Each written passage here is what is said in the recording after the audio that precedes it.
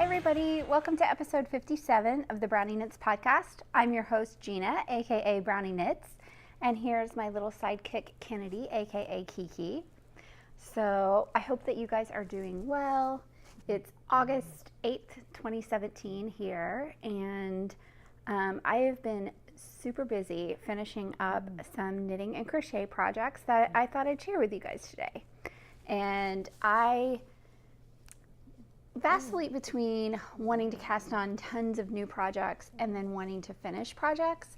Right now I'm in the finishing phase. We're not sure how much longer that's going to last, but for now that's where I am. And then the nice thing about that is then I get to go into the cast everything on phase. So anyway, I hope that you guys will find something that you enjoy in this episode.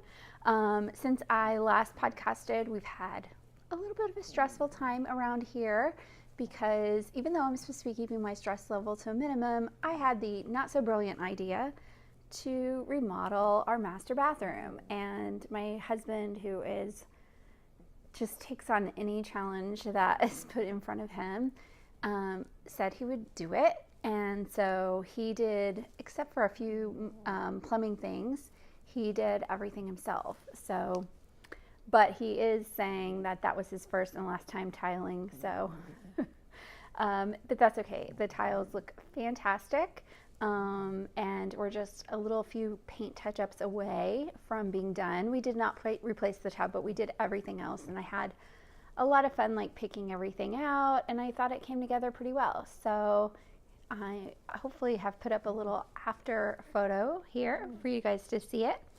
But you know, I think we, all three of us, Kiki and that three, are super glad that that project is almost done. And while that project's been going on, I've just been knitting to kind of cope with everything. So I have those things to show you today, and let's get started. I'm going to set Kiki down. She'll probably curl up here and go back to sleep. Just like, leave me alone, Mom.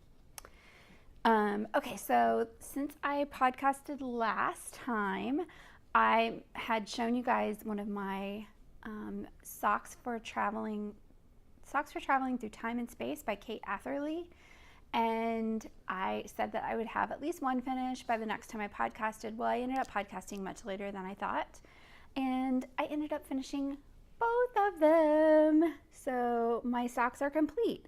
So if you have a Doctor Who fan in your life, these are fantastic socks because they follow the colors of the old-timey doctor's scarf. So instead of having like this really colorful, not modern looking scarf, you can have it in a pair of socks, which is super fun. So, and the pattern offers, you can do a regular length sock or you can do knee highs, and I did knee highs. It uses Lorna's Laces Shepherd sock, and if you go to Kate's pattern in Ravelry, you can get the colors from there. It used to be sold as a kit. I can't find the kits anymore online. So for a special surprise for Christmas, Patrick had gotten me the pattern and a full skein of each color. So, because I'd been wanting to make this pair of socks for quite a long time. So I thought I'd talk a little bit about those. It is a for sale pattern, so I'm not going to say too much detail, but it is knitted from the toe up, and the only modifications that I made in the pattern, she calls for a US size 2 needle. I used a US size 1, and of course that changed my stitch and row gauge. So instead of making what I would normally do, like a small size for my foot, I did the size that corresponds with the number of stitches I usually use for my foot when I use a US 1. And then from that on, I just followed exactly what she said, except that up here, prior to the rib, you're supposed to do some even knitting, and I didn't do that just because my socks were already hitting my knees, so I didn't need that additional length. I really, really like the pattern. Oh, you knocked Zoe over. She might think it's her new toy. Kiki gets knitted toys and she loves them. But if you don't know the story of Zoe, Zoe is I'm gonna sneeze. Sorry. Zoe is a rainbow zebra, and I think I have a project page if you want to find out like all the details about making her. But anyway, I made her, and she sits in the podcast as a carcinoid cancer awareness because our ribbon is a zebra. But part of having carcinoid cancer, a lot of us have also suffer from carcinoid syndrome, so which is where you get flushed, and a lot of times they'll have like a rainbow zebra up for that, so that's why she's a rainbow zebra. Anyway, that was a little side note. But one of the things I really liked about Kate's pattern is that a lot of other patterns that go up to the knees will have the additional increases around the entire leg, but she only puts the increases and decreases where you need it, which is along the back of your leg right before it gets to the knee. So I really liked that. I thought it was really cleverly done. And then the other thing, you create this faux seam, and I'm not sure I did it totally right because you get this like, I have a little bit of this ruching kind of wave waffle going on here. But I'm going to throw up a picture where I have it on my leg, and you can see that once it's on, it's perfectly fine. So they are super cozy. I really liked the fact that she added the seam, because then you have a place to weave in all those ends, which was a project upon itself, weaving in all those ends.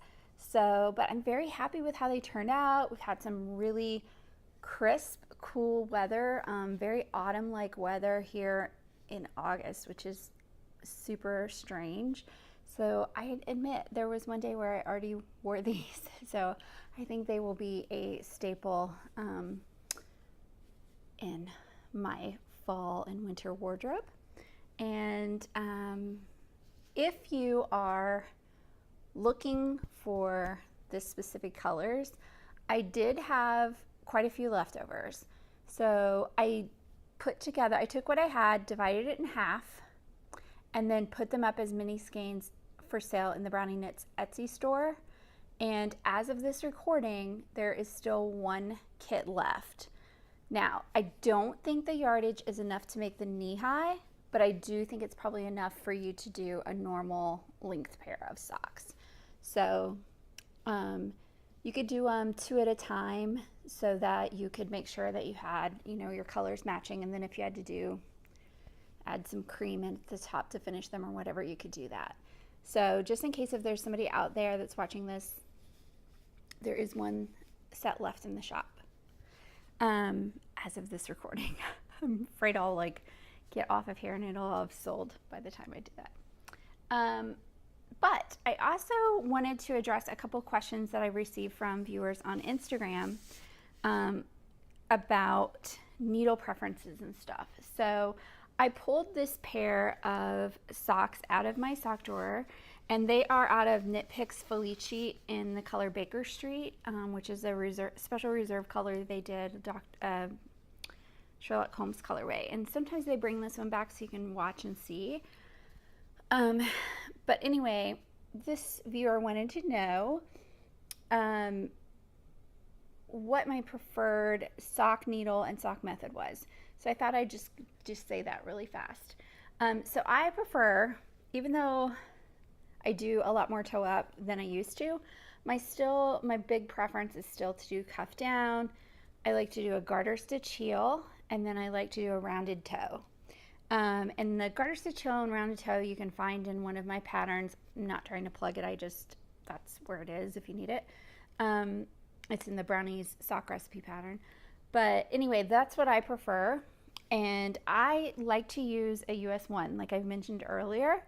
And I am not a double point fan, so I tend to do magic loop for my socks. And I also do it for sleeves and stuff like that now too. And my favorite needle for that is the US size 1 2.25 millimeter Chiagu lace needles, because it has like the somewhat pointed tip, and then the really flexible red cord. So just in case you are wondering, and thank you to that viewer for your question. I think it was on Instagram, and it was Lulu. I'll put her full Instagram name here and in the show notes. And then, okay, what else do we want to talk about? What's next that I finished? I'll do them in order of finished. So I finished the socks first, and then I went and worked on my So Faded sweater. And this is a pattern that you have probably heard tons about. All the podcasters are making them. And it's by Drea Renee Knits. The pattern is So Faded. It is a 4-purchase pattern, and it's top down. And it's called So Faded because you use different colors of yarn and you fade them together. So from top to bottom, I did Dream Color Smooshy in the color Pufferfish. And then that fades into Maker's Haven, She Will Move Mountains, which is kind of that blue that you see there. And then where you start to see the blue fade with the purple is Life in the Longgrass in the color Tidepool. And then it fades down to the purplish at the bottom, which is Emma-Louisa yarns in the color Plum Pudding. I did just the elbow length. That looks really short, but they kind of sit down. The raglan sleeves sit down a little bit further on your body, and then my arms are short. But I love it. And I did use the size needle that she suggested, but I didn't want the pattern or the sweater to be fitted to me. So I did a size that's probably a couple size larger than what I would do if I wanted it fitted. And I just really love how it hangs on my body. It's so soft and cozy, and I really love how my colors turned out. And you know, I enjoyed making the Find Your Fade shawl that I've shown previously on the podcast, and I really loved making this one. And so I totally want her to do her mystery, What's Your Fade, I think is what it's called, that she has coming up at the end of August 2017. But I went digging through my stash, and I don't think that I have 6 coordinated enough yarns to do it. And I'm trying really hard not to order a bunch of yarn because, well, I did that for this sweater and then didn't use the colors from that and used them for something else already, so it's too late to use it for the mystery knit along. But I did just order some goodies that I'll show on the next podcast because they haven't arrived yet. So I feel too guilty to order the yarn for the mystery knit along, but I might still end up caving. You never know. So after I finished that, I thought, okay, I'm going to go back to 2 sweaters that I made a really long time ago and see if I can fix what went wrong with those. And the first one was a no-go. It was completely finished. I tried it on. I've lost probably about 35 pounds since that time when I made it, and I didn't like how it fit. I put it on. I still hated it. Absolutely hate it. I'm not even going to say the name of the pattern or anything like that because it's not the designer's fault. It was my fault. I didn't pick the right sizing. I didn't pick the right colors. I didn't. Everything that went wrong could have gone wrong did go wrong. So I just hated it, and I thought I'm going to rip this out and salvage the yarn. I'll wash it up. No, it was a sweater that was knitted in kind of like geometrical ways, and so it was just impossible. I could not get the yarn ripped out, and it pained me, but it went away. That sweater went away. But I did have this sweater, and this sweater is out of Malabrigo Mechita, which is their sock weight yarn, which is a single ply sock weight, and it's out of the color Teal Feather. And the pattern is, I wrote it down, Maisie by Hanna Maciejewski. I'm not sure if I pronounced her last name correctly. So I loved, the thing that drew me to this sweater, and the teal feather, there we go, it's prettier that way. I loved this, and I haven't blocked this yet.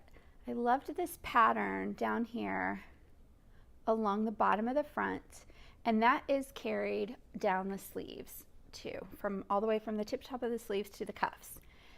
I loved it. I just thought it was so cute. And it also has pockets. So you knit these little pockets in. And when I knitted this, I had started knitting it, and then I gained some weight, but I was more swollen than I thought. So I thought I had just gained a little bit of weight and it had all landed in a certain spot, but now I know it was my tumor also making me puffier.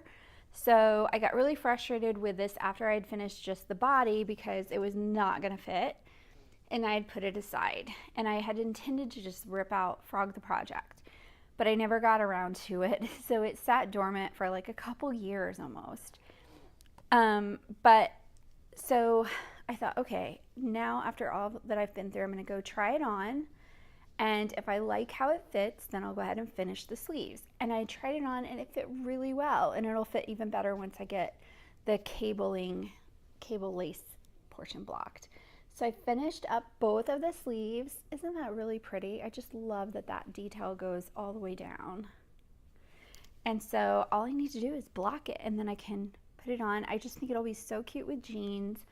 And just a great, a fall crisp day when you don't really want to put on a jacket, but you're going to be out doing stuff. You can just kick around in it. So I was very happy that I had not frogged that, because now I have another completed sweater already for the fall.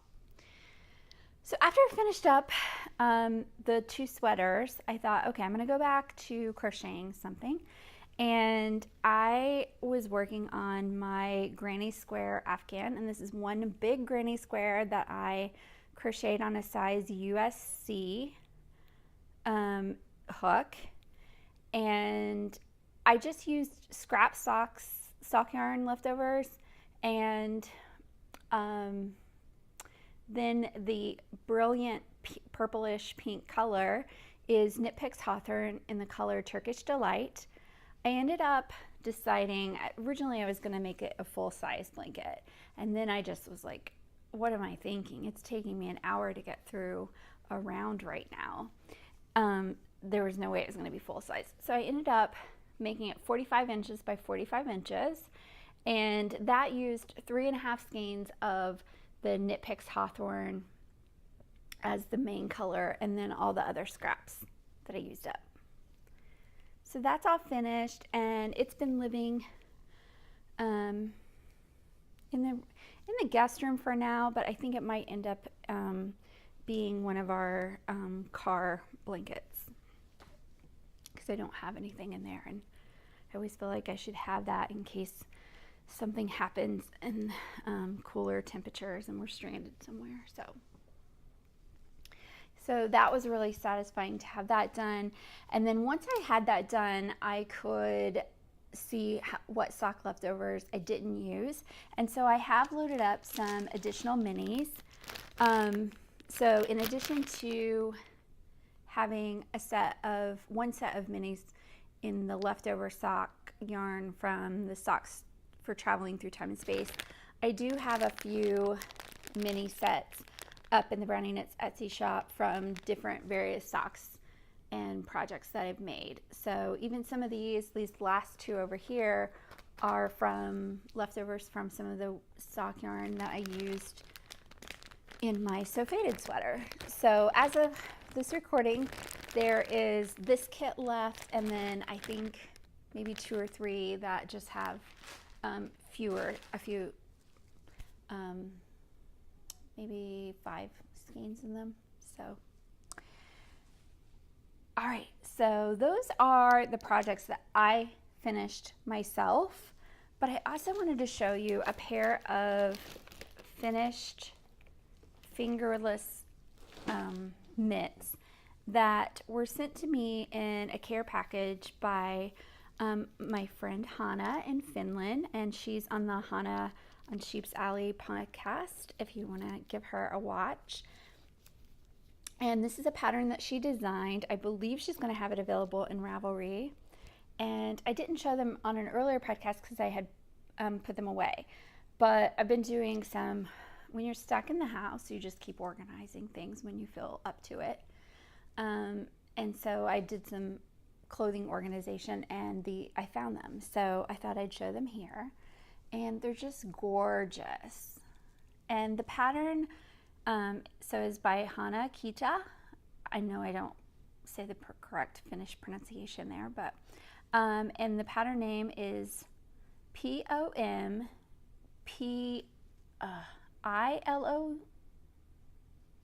I think I can't read my own writing. It might be Pompuloi.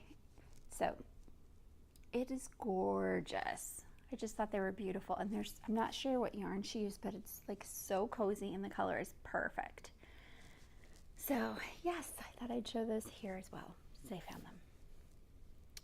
So that is like all the finished stuff that I have to show, but I do have some additional works in progress. And this is the next sweater that I'm working on. And this is the sweater that I started almost a year ago, actually, maybe a couple months shy of a year ago. It's the Fox Crossing sweater. Isn't it gorgeous? I didn't write down the pattern designer. I think it's Owlcat Designs, but yes. Owlcat Designs is the designer. So you do this color work up in the yoke, and it is a cardigan, and then it's top down, and then it has like this kind of pattern, not the foxes, but just this kind of pattern at the cuffs as well. So I'm using Lorna's laces. I can't remember what base. I'll put it in the show notes. But anyway, I've already divided for the sleeves, so I'm working on the body portion here, and I have probably about 5 inches to go before I get to the hem area, and then I'll throw on the hem and button band and then knit up the sleeves. So yeah, making good progress on that one as well. And I love this bag for my for my sweater knitting. Because it's so big and roomy, and it has super cute sheep on it. So it is by Casey's Pockets to Go. Is the bag maker. Aren't they cute? I just love that fabric. I thought it was so cute. So I've been working on that, and then I've also been working on some fingerless mitts that I'm designing. I showed, I think it was in the previous episode, I showed the DK worsted weight, so I've been doing the sock version. So I'm hoping that I'll have that pattern out in late September, sometime in October maybe. And thank you to everybody who gave me feedback on the boot topper question that I asked in the last podcast. There's a reason why we can't find boots that we like to fit our legs, because we range so far from, it's like a 5-inch gap from the lowest number I've received to the highest number I've received. And I mean, some of that, like I thought initially, I was like, well, maybe people are measuring different parts on their leg because they have boots that hit them at different heights. So they're wanting the boot topper to hit different areas. But when I looked at that, most of them included that they were measuring, so many inches below their knee. So a lot of them were all measuring the same area, and we just have that vast of a difference between, which is why people who are making these boots, like, it's not just our foot that's a different size. Our legs are shorter, our legs are skinnier and larger. Like, come on, step it up. Anyway, okay, so what else do I have going on?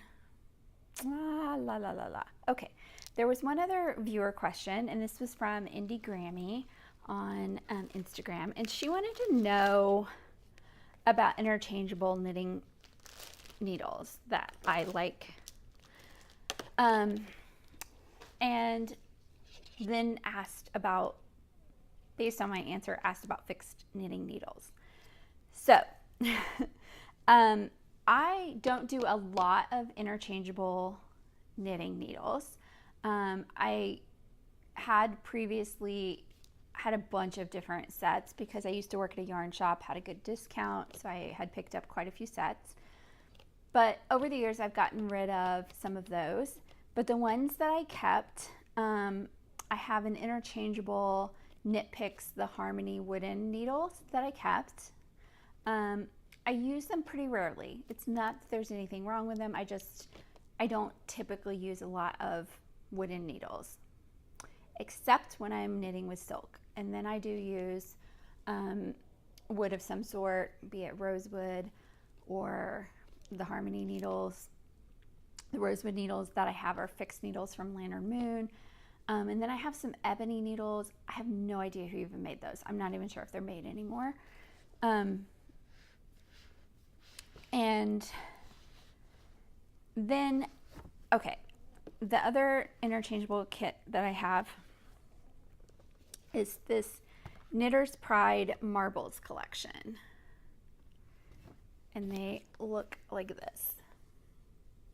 Now, these are acrylic knitting needles. I find that they have a little bit of flexibility and give to them, but they're super, super smooth. The joins are very similar to the Knit Picks locking system, so they stay together really well. And I like the joins to the cord. And the cord is not as thin as like the Chiagus I showed a little bit ago, but they're also not super thick. So I tend to use my interchangeable marbles more for like maybe sweater knitting or cowls, things like that. Afghans maybe. So that's what I use in terms of interchangeables, but I tend to mostly knit with fixed needles. And fixed means, you know, the cord doesn't come off. This is it. Now, part of the reason I do that and have so many needles is because I did the work at the yarn shop. So I built my collection over many, many years, and just got sizes and lengths as I needed them for a project that I was doing. So I like the Addies quite a bit, and these are really old ones. They've updated their cord. They have a better cord now since these. But I like the Addy Turbos quite a bit because of the steel, and is so slick. It's like knitting with butter. So projects fly right along. So that I use for mostly sweaters, cowls, Afghans as well. Sometimes I'll use them in really long lengths for sleeves as well, especially if I did the rest of the sweater on them. And then I'm super spoiled because over many, many, many, many, many, many years, my husband has gifted me occasionally with a pair of signature knitting needles. So I have quite a few circular signature knitting needles, and they're a bit pricier, and some people absolutely love them and some people don't like them. So I really like them. I always tend to get the stiletto tip, and yes, sometimes it does a little damage to my fingertip, but that's okay. I'm fine with that. I really like the smooth joins that they have, and I like the flexible cable. I tend to use those for just about anything. I don't use them with silk because they are slippery. Same with the Addies. I don't use those with silk.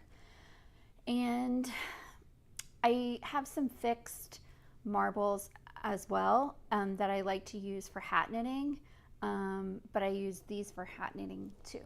So yeah, that's my little spiel on needles.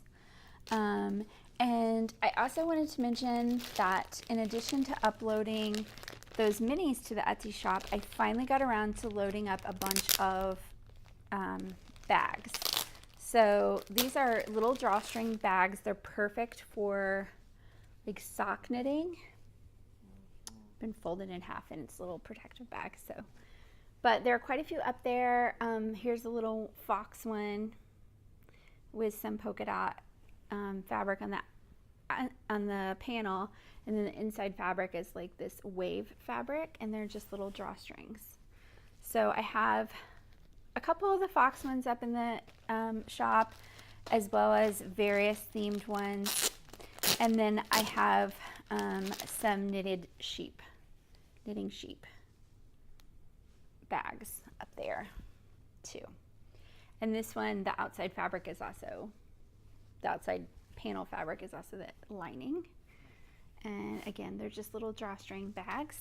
So you can pop up there and check those out if you're interested. And I have a bunch more cut out fabric that I just need to sew them into bag format, and hopefully I'll be able to do that this fall or winter and get those all posted up there for you guys too. So, and then I just wanted to remind you guys about, I talked about earlier the sock giveaway for all the socks. And then we also have a yarn and book giveaway in the Knit and Read 2017 thread.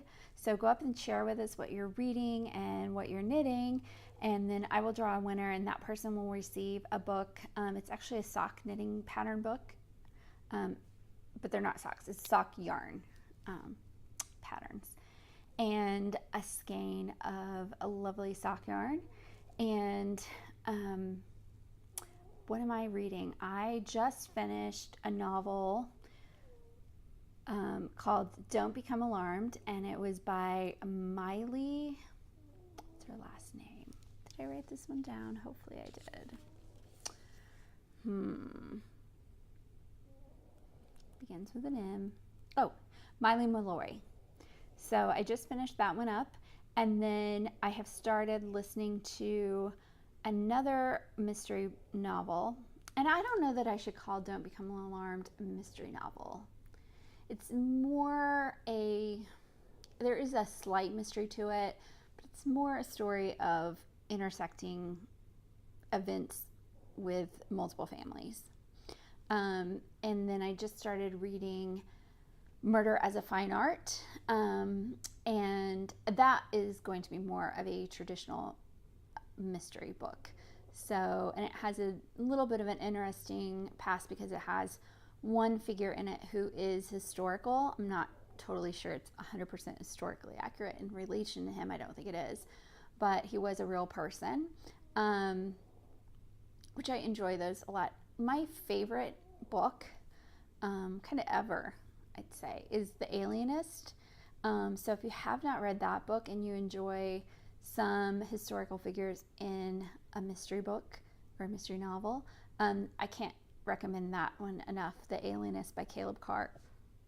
Now, they are making that into a TV show, I think. I don't think it's a movie. I think it's a show. I would read the book. A lot of times, I mean, I know a lot of, it's cliche. Oh, the book's always better, that kind of thing. But I am a fair opportunity person. There are some books, like I'm never going to have the time where I can devote that much of my life to reading the Outlander books or the Game of Thrones books, but I love watching the shows. So I'm not always a strictly book person. But for The Alienist, I would read the book and then watch the show. So anyway, sidetrack. So we do have that knit along going on if you want to enter that. And then we have a third thread where my husband is a novelist, and he just released his third novel recently. And so we thought we will do a little mini episode upcoming where we take viewer questions to him as an author. So you can ask him a question about one of his books, or you can ask him a question about writing style or whatever. And then from those questions, we will draw a winner, and you'll win a copy of all three of his novels that are already out. So go up, and if you're a reader and you're interested, or you're a writer or somebody, maybe you have a child who's interested in writing, that kind of thing, feel free to go up and pose those questions, and then we'll get that recorded probably in the next 2 to 3 weeks or so and have it posted and draw a winner. So yeah, that's everything I have. Isn't that enough? Like, goodness, I've had so many finished things. So I hope that you guys have also been enjoying some crafting time, and especially with the crisper temperatures that a lot of people in the US have been experiencing abnormally soon. I think I've seen a lot of people picking up sweater knitting. So hopefully you guys are having some fun, and if you're going to participate in the What's Your Fade, I'd be interested to see what kind of color combinations and yarns you're going to use. So I've been trolling everybody on Instagram, and then on Drea Renee Knits, Andrea Mowry's Ravelry group as well for it. So all right, I'm gonna go. So happy knitting and crocheting. Bye bye.